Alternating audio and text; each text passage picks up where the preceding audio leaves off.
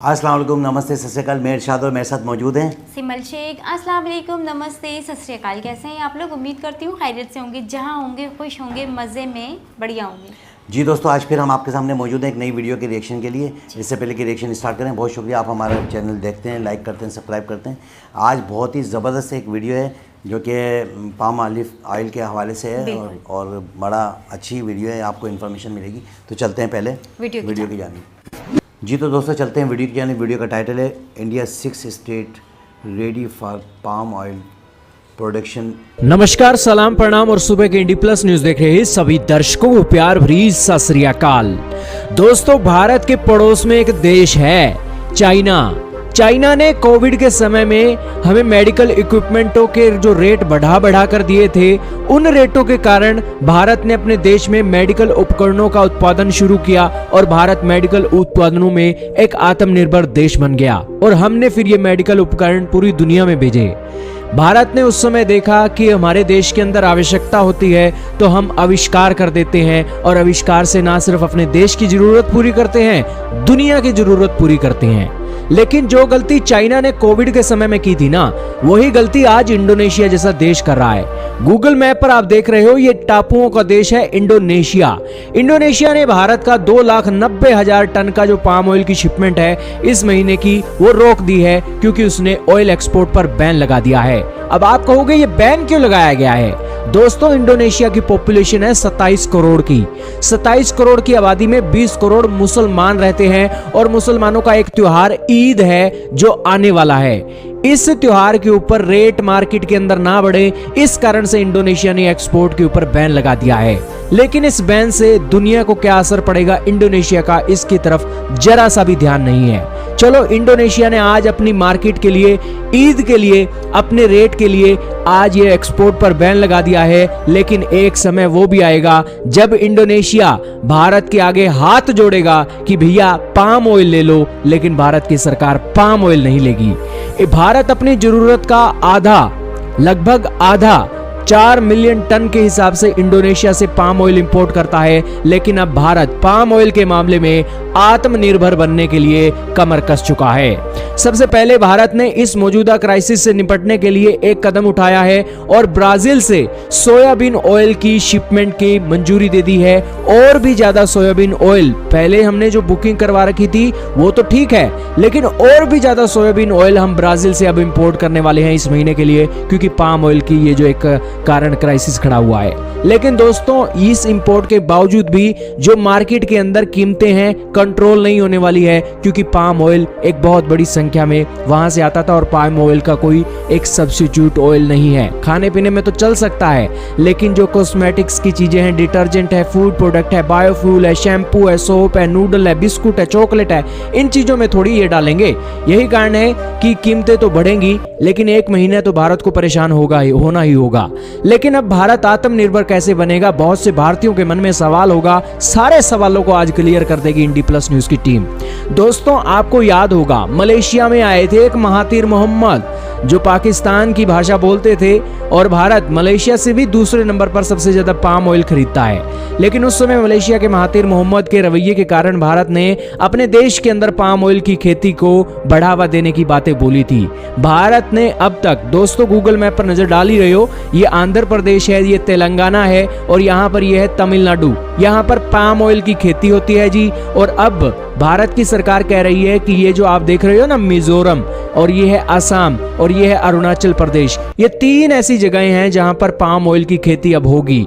सबसे बड़ी बात कि भारत का ये अंडमान एंड निकोबार आइलैंड है ना, यहां पर भी पाम ऑयल की खेती करने के लिए मंजूरी दे दी गई है। और दोस्तों, सबसे बड़ी बात, ये इंडोनेशिया को आप देखिए, इंडोनेशिया टापुओं से बना हुआ एक देश है और यहाँ पर पाम ऑयल की खेती बहुत ही बड़े स्तर पर होती है, क्योंकि बारिश यहाँ पर होती है, जिस कारण से पाम ऑयल की जो फसल है बहुत अच्छी होती है। यही कारण है कि हमारे यहाँ पर भी जो टापू हैं अंडमान एंड निकोबार द्वीप समूह पर, वहां पर भी ये एक पाम ऑयल की खेती बम्पर पैदावार करेगी। लेकिन पाम ऑयल की खेती में हमारे देश के अंदर कितनी एक संख्या में पैदावार होती है ये भी तो आपको पता होना चाहिए। दोस्तों, भारत के अंदर ना 3.7 लाख हेक्टेयर हेक्टेयर पर इसकी खेती होती है और आने वाले समय में इसकी जो एक खेती करने की जमीन है 6.5 लाख हेक्टेयर तक कर दी जाएगी। दोस्तों, भारत के अंदर एक लक्ष्य है कि आने वाले 2025-26 के अंदर 11.2 लाख टन का एक पाम ऑयल हम अपने देश में एक पैदा करेंगे और 2029-30 तक ये जो प्रोडक्शन है 28 लाख टन तक लेकर जाएंगे। और ये जो 6 राज्य हमने आपको बताए हैं और अंडमान एंड निकोबार द्वीप समूह है, ये एक महत्वपूर्ण रोल प्ले करने वाले हैं। लेकिन दोस्तों, ये पाम ऑयल की खेती पता है आपको कितनी मुश्किल का काम है? 4 से 6 साल लग जाते हैं फसल को तैयार होने में और उस एक वृक्ष के अंदर जो फल आता है 4 से 6 साल लग जाते हैं इस फसल को लगाने के ऊपर। तो यही कारण है कि भारत को समय तो लगेगा, लेकिन वो कदम भारत की मोदी सरकार ने अभी से उठाना शुरू कर दिए हैं और इसका फल हमें 2025-26 के अंदर देखने को मिलेगा। और तब ये इंडोनेशिया और मलेशिया जैसे देश हमारे आगे हाथ जोड़ेंगे और कहेंगे कि मोदी जी, हमसे तो गलती हो गई, हमसे पाम ऑयल ले लीजिए। चलो कोई बात नहीं, उस समय देखेंगे लेना है या नहीं लेना है, क्योंकि भारत की जरूरत बहुत बड़ी है। अब दोस्तों, ये सारी बातें आपको पता लगी, पाम ऑयल की खेती कैसे होती है ये भी तो आपको पता होना चाहिए।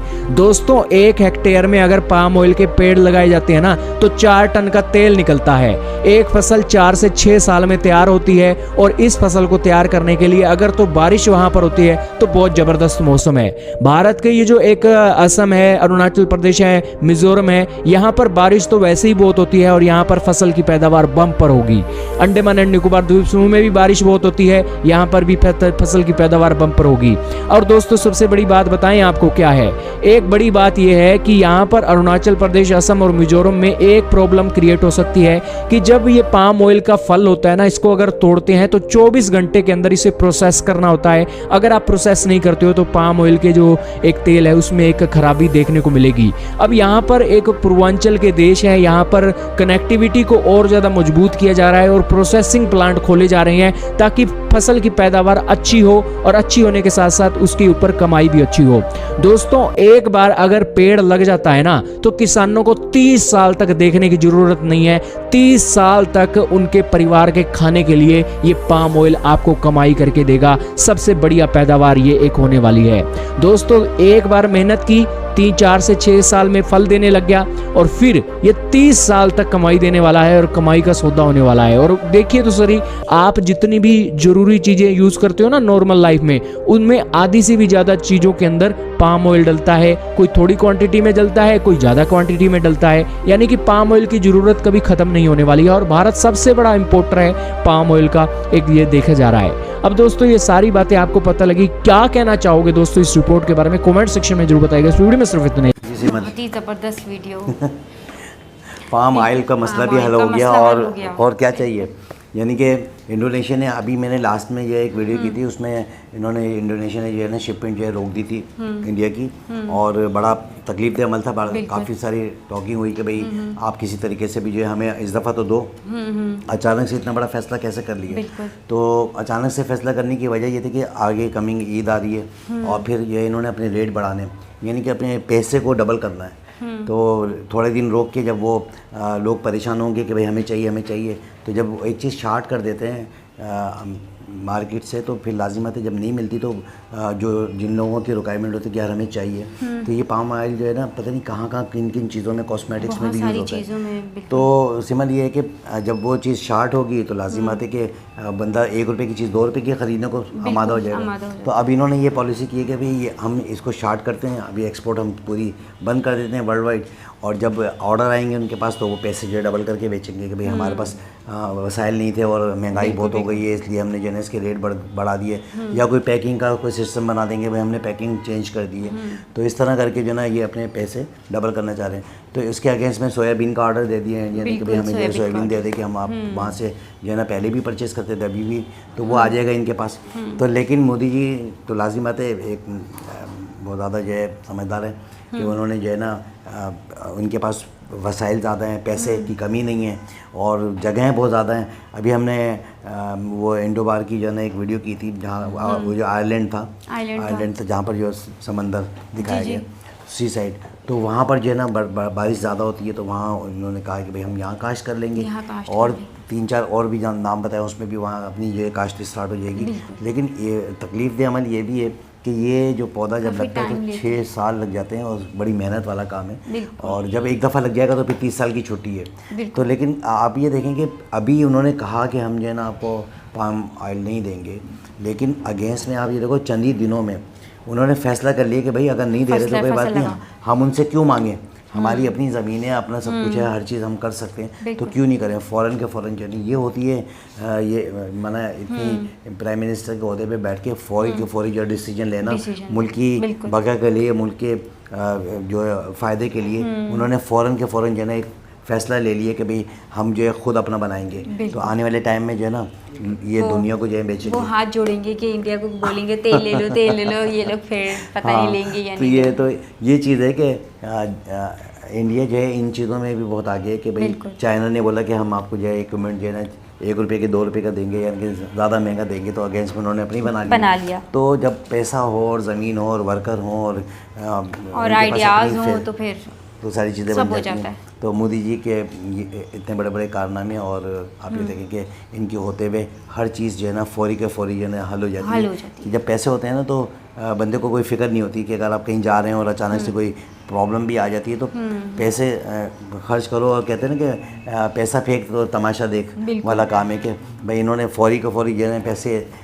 तो इनके पास है ही हैं, और फ़ौरन जो डिसीजन लेके भाई कौन सी ऐसी जगह है आप बताएंगे जहाँ पर हमारा ये पाम ऑयल जो है ज़्यादा वाफर तादाद में जो है ना पैदा हो सकता है। तो फौरी तौर पे जो उन्होंने 3 से 4 दिन में जो है ना फौरी तौर पे जो है ना बता दिया कि भाई ये जगह है, यहाँ पर हम जो काम करना चाहते हैं। तो अगर काम करना चाहें तो पाम ऑयल जो है ना हमारा यहाँ पर से बन सकता है। तो दोस्तों आपने देखा कि कितनी ज़बरदस्त और कितने अच्छे जो है फैसले मोदी जी ले रहे हैं और इंडिया को जो आगे से आगे बढ़ा रहे हैं, और उसमें बड़ा अहम रोल जो है मोदी जी का है कि वो फ़ौरन जो है जब देखते हैं कि भाई कोई मुल्क उनके साथ नहीं सही चल रहा और अगेंस्ट में जो कोई चीज़ नहीं मिल रही, तो वो फ़ौरन के फ़ौरन जो अपनी बना लेते हैं, और बहुत ही ज़बरदस्त ये फैसले हैं, मेड इन इंडिया। तो दोस्तों आपने देखा इतनी ज़बरदस्त वीडियो। अब आपसे यही रिक्वेस्ट है कि आप हमारे चैनल को लाइक करें, सब्सक्राइब करें, ताकि आने वाली तमाम तर वीडियो आप तक पहुंचती रहें। इसी तरह का रिएक्शन हम आपको देते रहें, और हमारी एनर्जी में जब भी इजाफा होगा जब आप अपने कमेंट्स से और अपने जो है ना लाइक करके हमें जो है भेजेंगे अपने हमारे चैनल में। तो इसके साथ ही मुझे और सिमल शेख को इजाज़त दें। चलते चलते हमारे वही अल्फाज अपने और अपने आसपास वाले लोगों का ख्याल रखें। हमारे चैनल को लाइक करें, सब्सक्राइब करें, ताकि आने वाली तमाम तर वीडियो आप तक पहुँचती रहें। मुझे और सिमल शेख को इजाज़त दें। अल्लाह हाफ़िज़।